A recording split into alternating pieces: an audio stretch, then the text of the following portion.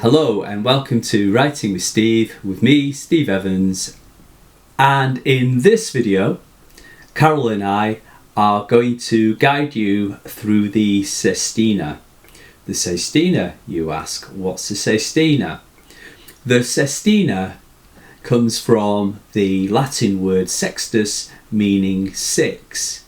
So the clue is in the word, because the Sestina comprises of six line stanzas followed by a 3-line stanza at the very end.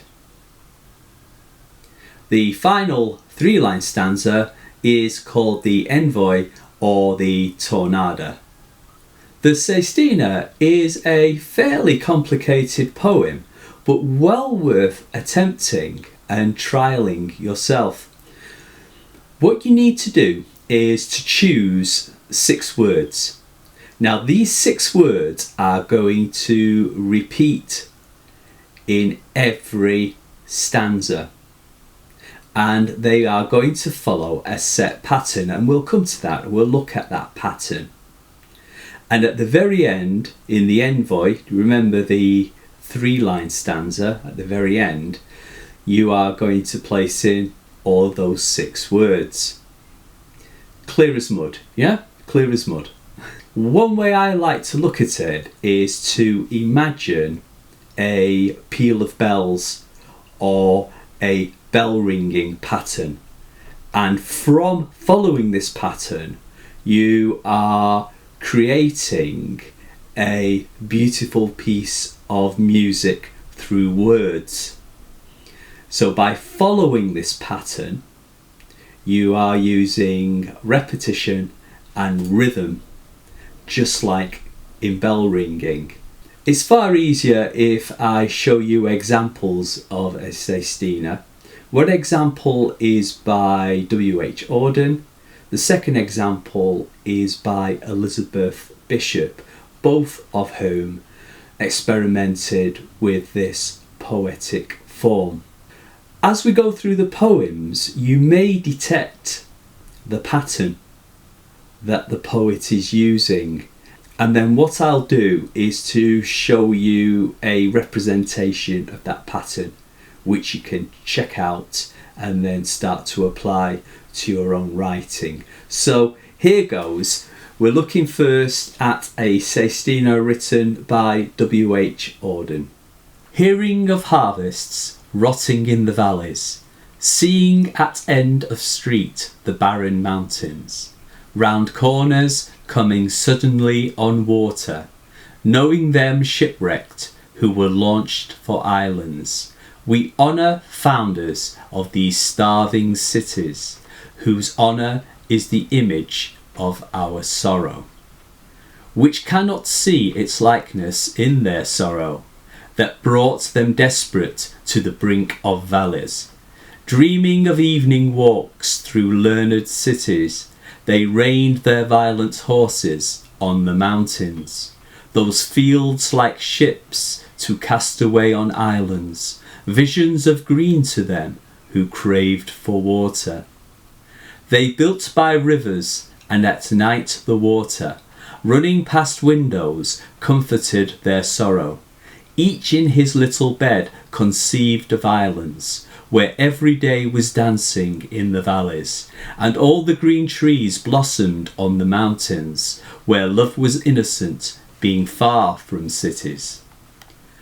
But dawn came back, and they were still in cities. No marvellous creature rose up from the water.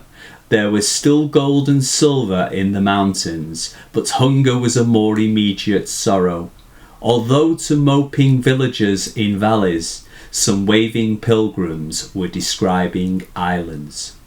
The gods, they promised, visit us from islands, are stalking head up lovely through our cities. Now is the time to leave your wretched valleys, and sail with them across the lime green water. Sitting at their white sides, forget your sorrow, the shadow cast across your lives by mountains. So many doubtful, perished in the mountains, climbing up crags to get a view of islands. So many fearful took with them their sorrow, which stayed them when they reached unhappy cities. So many careless dived and drowned in water. So many wretched would not leave their valleys. It is our sorrow. Shall it melt? Ah, water would gush, flush, green these mountains and these valleys, and we rebuild our cities, not dream of islands. So from my effort to read that gorgeous, luscious poem, you will have noted the repetition of certain words like valleys, cities, sorrow, all of them used and recycled throughout the 6 stanzas and then the 7th shorter stanza at the end. So it gives a rhythmic quality, it gives a formality to the poem. It's very sound based. You can hear clearly the rhythm and the rhetorical devices that the poet is using. I also think on a psychological level, it is mimicking the thought process where we return to a similar thought again and again, and sometimes that thought is altered ever so slightly, and we'll see that adaptation in the next poem by Elizabeth Bishop, how she uses the image of tears and droplets and ascribes them to different objects she's using in the poem. You may also have recognised how the last word on the last line of the first stanza became the last word on the first line of the following stanza. For example, in the Autumn poem, see how he uses the word sorrow. He writes, whose honour is the image of our sorrow. And then he uses the word again at the beginning of the next stanza, which cannot see its likeness in their sorrow. So you've probably already guessed that this poem is following a very rigid structure, which gives it a lot of energy and a lot of drive. And when we look at the poem's pattern, you may understand why I compared it to a peal of bells.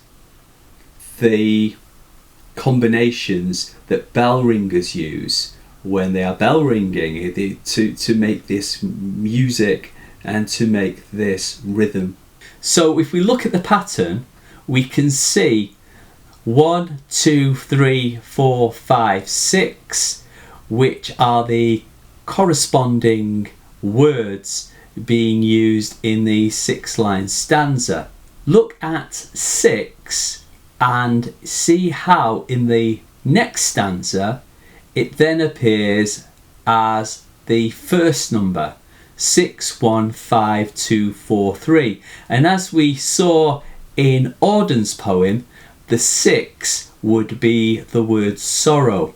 And that's the structure that we're following. So 3 becomes 3 as the last word in the 3rd stanza. In Auden's poem, the 3 would be the word water. So if you're thinking of experimenting and using this form of poem, I would have that grid next to you as you begin to formulate and craft the poem. We'll look at a fantastic exponent of the Sestina, Elizabeth Bishop, and as we go through this poem, we can start to formulate that pattern, that structure, and make associations and comparisons with Auden's poem. September rain falls on the house. In the failing light, the the old grandmother sits in the kitchen with the child, beside the little marble stone, reading the jokes from the almanac, laughing and talking to hide her tears. She thinks that her equinoctial tears and the rain that beats on the roof of the house were both foretold by the almanac, but only known to her grandmother. The iron kettle sings on the stove. She cuts some bread and says to the child, "It's time for tea now." But the child is watching the tea kettle's small hard tears dance like mad on the hot black stove, the way the rain must dance on the house. Tidying up the old grandmother hangs up the clever almanac. On its string, bird-like, the almanac hovers half open above the child, hovers above the old grandmother and her teacup full of dark brown tears. She shivers and says she thinks the house feels chilly and puts more wood on the stove. "It was to be," says the marble stone. "I know what I know," says the almanac. With crayons the child draws a rigid house and a winding pathway. Then the child puts in a man with buttons like tears and shows it proudly to the grandmother. But secretly, while the grandmother busies herself about the stove, the little moons fall down like tears from between the pages of the almanac into the flower bed the child has carefully placed in the front of the house. "Time to plant tears," says the almanac. The grandmother sings to the marvellous stove, and the child draws another inscrutable house. Okay, so an amazing poem, I think you'd agree. And I think it's a poem that invites at least several readings to begin to make sense of it. But some things are really interesting about the rigid house. Well, I always think the rigid house, a rigid frame, a rigid structure, is also a reference to the poem, to the poetic form that she's using. Notice how she creates personification through the use of tears, and she ascribes tears to different objects throughout the poem. So if you haven't come across enjambment before, or you haven't even come across like stanzas before, so if you haven't come across the word enjambment before and its use in poetry writing, or you haven't come across the technical term stanza, please check out our earlier videos. So I think using the Sestina is a challenge, but it's a really rewarding challenge, and I hope that some of you will give it a chance. I also think that some of you who may be studying poetry and really enjoy reading poetry will then read some poems, and you will detect that the poet has used a Sestina, and it may be worth investigating and asking yourself, with your poets heads on and your writers heads on, asking yourself, why did the poet choose that form? What does it lend and what does it give to the meaning, the message behind the poem, its theme? So I hope you liked this video. If you did, don't forget to subscribe. Please hit the like button and ring the bell. Ding-a-ling-a-ling, ding-a-ling-a-ling. That's like an ice cream ad? Maybe not.